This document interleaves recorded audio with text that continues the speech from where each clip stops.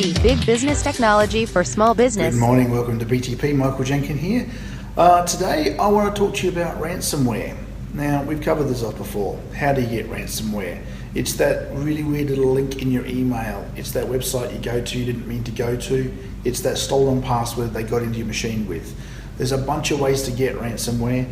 There's a bunch of ways to get caught up in it. And to be honest, I don't think anyone's immune. Ransomware today, it's been designed in such a way to shut down your antivirus and get around your firewalls and get around all the stuff we teach you about. I've come to the reality of the fact that one day I'll probably get ransomware. I'm an IT guy and I'm saying that because there's so many ways for it to get into your system. But the question is, how do you know you possibly have it and what do you do about it? Right, well, first of all, let's talk about how ransomware works. So it comes down to your machine somehow. That might be through a remote desktop connection, an email link, however it comes down, it's on your machine and it's running. Let's say you've got 10, 11 computers on your network. It's not usually running on your server. It's normally running on a workstation. And what it normally does is it opens up my computer, for instance, and looks at the drive letters, and then in alphabetical order starts encrypting the files on those drive letters. So if you've got a C drive with all your Windows installation and a few Word files, Excel files, a D drive for maybe personal photos, and a USB stick plugged in, which might be E drive, it's going to do it C, D, E. Then when it hits those drives, it's going to go through them alphabetically as well. So if you've got a folder that starts with A, it normally gets hit first before a folder beginning with B. And if there's files in the root of that C drive or in the base directory of that C drive, it'll also do that alphabetically as well. So normally you can see these things starting to encrypt, and normally you can get a bit of a sense you're in trouble. Now, when you put that on a network, you then of course add extra complications because you might share a drive. Let's say we share a company drive full of Word files, Excel files, quotes and things like that. And that becomes a drive letter as well. Let's say it's drive G. So once it's finished encrypting your machine, it skips across to those network drives. So it's not actually on the server necessarily, but it is encrypting the server. And that's why antivirus on the server can't do much about it, because it's not actually a process running on the server, it's running at the server. A bit different. Now, it goes through and it starts encrypting files depending on the ransomware. Some ransomwares just target image files or doc files or Excel files, but basically goes through and encrypts things. Normally you can tell you've got a ransomware because a little text file pops up, ransom.txt or something like that. And inside that are instructions to pay money to get your files back. Also, your files will have a strange extension on them. It might be .enc or .encrypt or .something. But the file names start to change, which means they start losing their icons and programs stop running. The machine which gets the main target, the machine that's running it, is going to be the most affected as far as programs that will run, because programs one at a time will stop working as the contents of those programs are encrypted. They start falling over like dominoes one by one. Normally we can tell which machine's been encrypted because it's normally the one that gets the pop-up message at the end of the encryption that says you've been encrypted, pay me X amount of Bitcoins and I'll unencrypt you. Now this process doesn't always happen because sometimes you discover partway through you're being encrypted, and some of them now are just leaving a file on the desktop for you to find later. Now at this point, if you find anything strange, programs not running, things getting new extensions on the end, icons starting to vanish, pull the network cable out of your machine. Don't run around to the server and shut it down, or the other workstations, worry about your machine if it's your machine that's having these files encrypted. Pull the network cable out. Now just to be sure, after you've done that, because it's not going to get much worse on your machine, then go around and unplug everyone else's network cables and turn off the server if you must. It's a good idea, that's a good precaution, because you don't guarantee that your machine is the one that's been infected, but it's more likely if you've seen the stuff on there, that's where it is.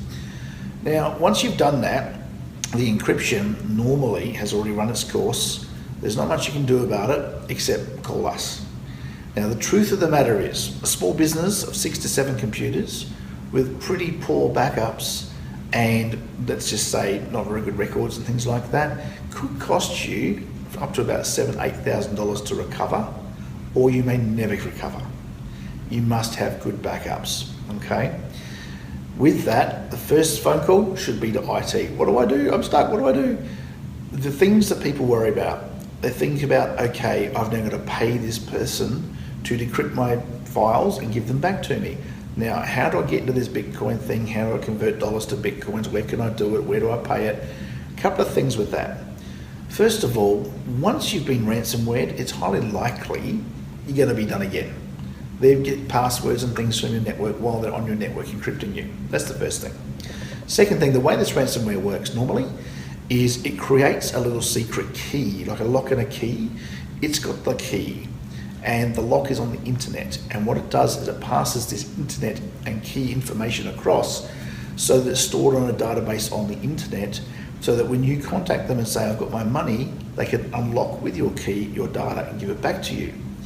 If anything interfered with that process and that key never got sent up to the internet, they will never be able to decrypt you unless some smart cookie gets a decryptor that they make. So you're kind of stuck if the internet providers and SAPOL or other police agencies kick in and start blocking these websites. You end up with not having a key and paying for things you can never unlock. The other thing people are finding is that these ransomware guys, shockingly enough, are not very honest. So you pay your money and you never hear from them again. You never get decrypted. There are some ransomwares out there that do not have a decryptor. Simply put, it was only ever there to make money and they're never going to give you your files back. When you're dealing with ransomware, it is a very dodgy underworld type thing. They're not trustworthy people, and if you pay them, don't guarantee that what you get back is what you paid for. Some things may come back, some things may not.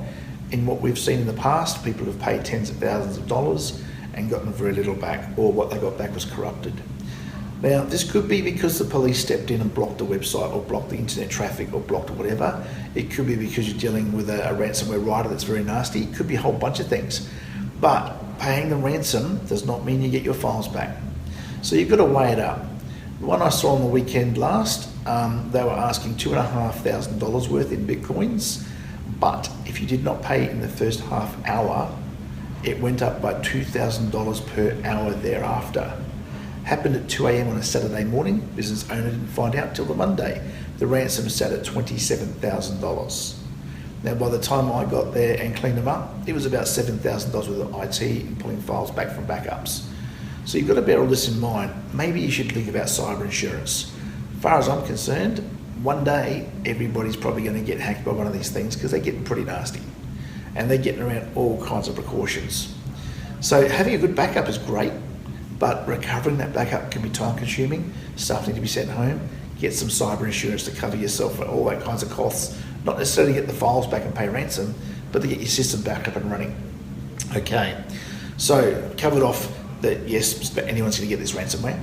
Best thing to do, if you spot those symptoms and you spot the encryption, starting with drive letter A through to Z, pull your network cable, call your IT guy, and think about the ransom, but don't necessarily prepare to pay for that ransom, because you may never get your files back even if you pay it.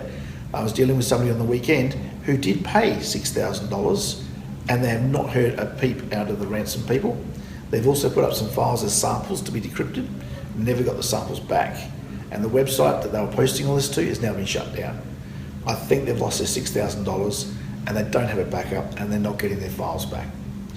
So look out there, it doesn't matter whether you're a mum and a dad at home, doesn't matter when you're in business, doesn't matter where you are. If you get encrypted, the last thing you want to be doing is paying a ransom and thereby encouraging them to hit you again a second time.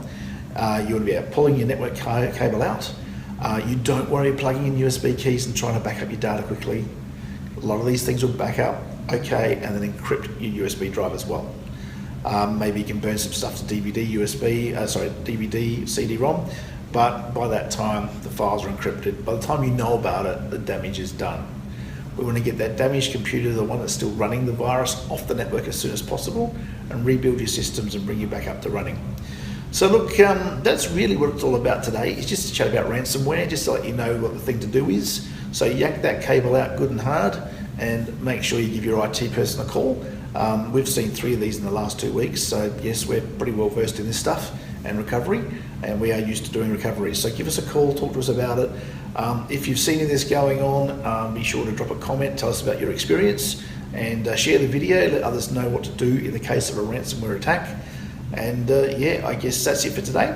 So have a good cup of coffee today, and I'll catch you next time.